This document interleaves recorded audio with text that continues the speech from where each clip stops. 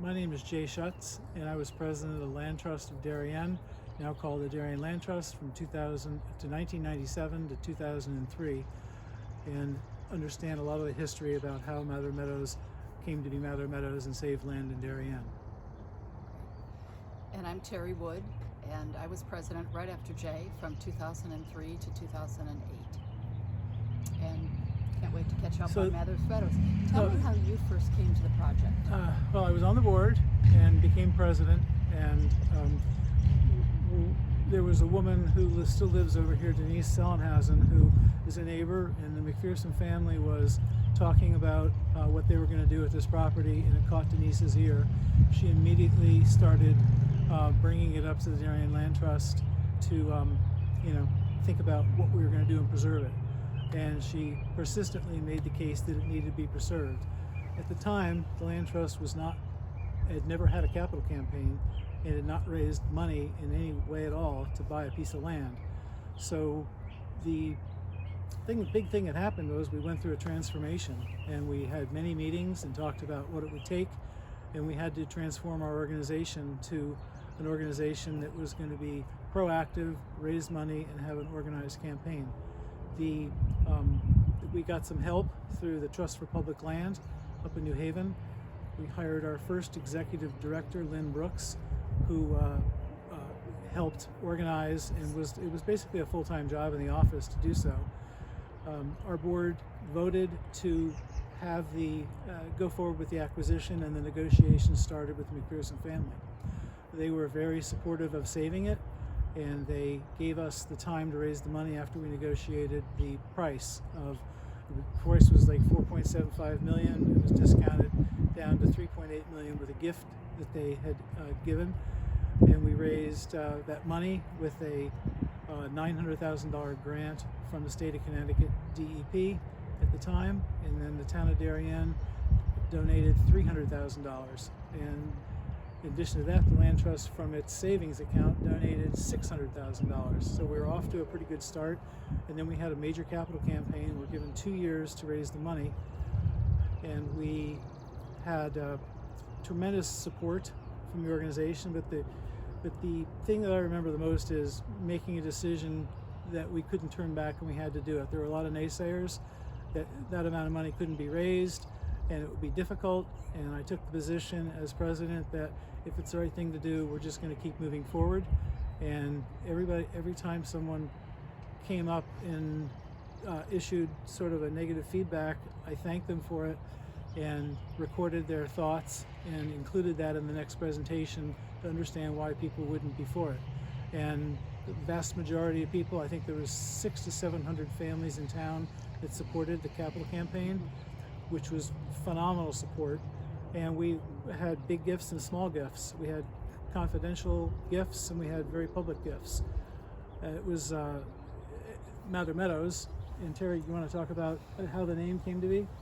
Well, I just want to add one other thing on. It's 9 acres, 9.5 acres on both sides of the street.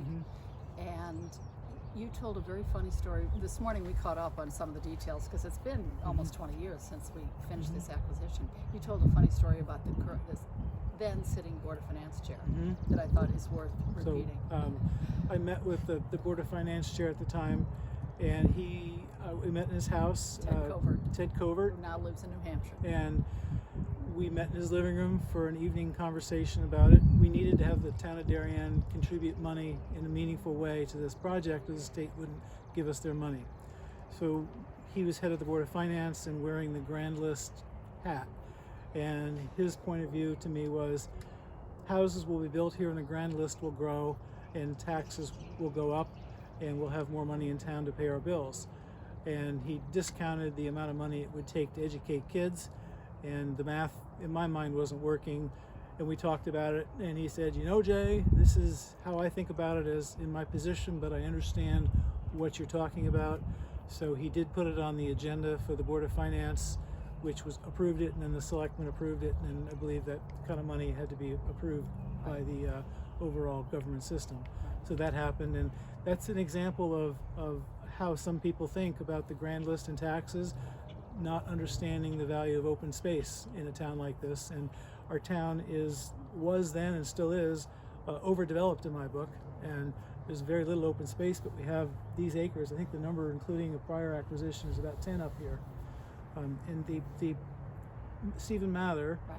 who grew up in that house, was the First Parks Commissioner of the United States. In 1917, we learned, thank you, Google, and there were so many points of inspiration for this project, and that was one of them. And also just to preserve, as you mentioned, Darien has been heavily developed since World War II, post-World War, when people were coming out and wanted a suburban life, and they wanted good schools and everything. The historical aspect of Darien, the water, so many things draw people here, and one is the way we preserve our history. And preserving this open space, I think, certainly this year has been so critically important because of the coronavirus and people needing to be outside, and the benefits of being outside, the mental health benefits, and so many articles now say you need to get outside. It's mental health to get outside. So many of us were locked in our houses for day after day, and the kids, how important it is for them to get out. And we see that at Highland Farm, which is a big town project they just finished, another historic piece of property. So it's of so many benefits to preserve open space like this, and I credit you with that vision and that passion, because at the beginning it was a little bit difficult to get all the parties to the table and get a price and get everybody to agree to a vision, and you had that vision and perseverance. So a transformation moment to move the land trust to being active. It was a great land trust before I joined it. Great people, a lot of land, but land came to the land trust by donation only. And there's a lot of great holdings today from before my era. The couple things that I learned along the way when it came time for a capital campaign was we had to have 100% of the board financially contribute, which they did. We had to have all of the neighbors who abutted and touched the properties contribute in a meaningful way, and they did. And we're grateful that it could not have happened without the neighbors. Obviously there was benefit for them, but it was the right thing for them to do, and they did it. There was a lot of great positive surprises in fundraising, like the older couple that walked out and stood in the middle of that field, and they looked around, and after a couple minutes they said yes to an anonymous $200,000 donation. The only rule was never tell anybody their name, and I haven't to this day. And there's those positive surprises, and then there's those surprises where you think someone is going to be invested and they're not. And when I hear that, I figure there's just more work to be done to let them be more informed about the importance of open space, saving land, and the money needed to do that. Terrie, do you want to talk about Go ahead. The other thing I wanted to mention is Trust for Public Land. They were such a critical partner in this, along with the state funding. Trust for Public Land, which I later served on their Connecticut Advisory Board. Every week, a woman named Alicia Sullivan sat at a table with us. Sometimes we were meeting at the Y, other times at the library. And every week, there were 10 of us around the table working on who we were contacting for contributions, and all the gatherings. There were a number of gatherings throughout town with all the different organizations. So it was a town-wide effort, and it was about a year and a half that we sat at that table every single week. And I'm not sure people understand how much work goes into that, and passion. And one week, a couple of us would be going, "Oh, this isn't going to happen," and everybody would go, "No, we're going to get there. We're going to get there." So it varied each week who was up and who was needed. Come on, we're going to get there. And it was team. It was a tremendous team effort, and it was so thrilling. We had co-chairs of the Capital Committee. I was president at the time, but Bruce Orr and Susie Brewer were co-chairs of the Capital Campaign. We had a capital campaign that was organized by two groups. One that was a fundraising group, and one was a task group of things to do. So one group would set up events to raise money, like go speak to the Senior Men's Association. The local board of realtors present to the realtors to explain that and get the word out. It was a lot of good time invested with the storyboards showing the map and the land. I mean, I remember doing that like it was yesterday.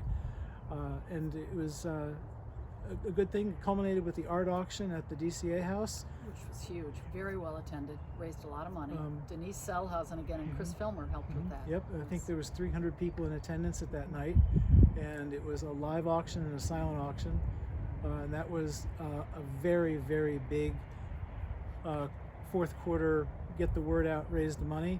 And at the end of that night, we moved the needle, and then we closed the gap. And we did have a closing on time, and you were present when we Yes. closed. So it was ironic that I'm signing the documents, yet you were the vision. And the art auction was October 2002, very festive. The other thing that you instituted was a stewardship program around that time, because previous to that, the Land Trust was a little bit of a sleepy organization. We were meeting, I was on the board. They were meeting, I was going to tell a funny story that I told you, but I'll tell you all later. They were meeting quarterly in people's homes, and then we started. It was an afternoon, afternoon. and Dick Constable, when I started, was the treasurer, and he had an old-fashioned check register, and he would record. He would tell you about the deposits and the checks he wrote. That was the Land Trust in 1995, 96, 97, and then we moved to what we have today with an executive director and an office and proper financial statements. But going back to what you mentioned on the standards and practices, we adopted standards and practices, which is alive and well and getting better all the time, but it gives a land trust the operating rules and the ethics of what to do. This particular property used some tools in the toolkit where the property lines today look the same as they did 50 and 100 years ago, but we actually changed 3 property lines here to help raise money and make it happen. So the landscape here does not look any different, but the property lines moved a few feet in a couple of directions to make it work, including eliminating the pond ownership. So the pond is owned by the neighbors, not the land trust.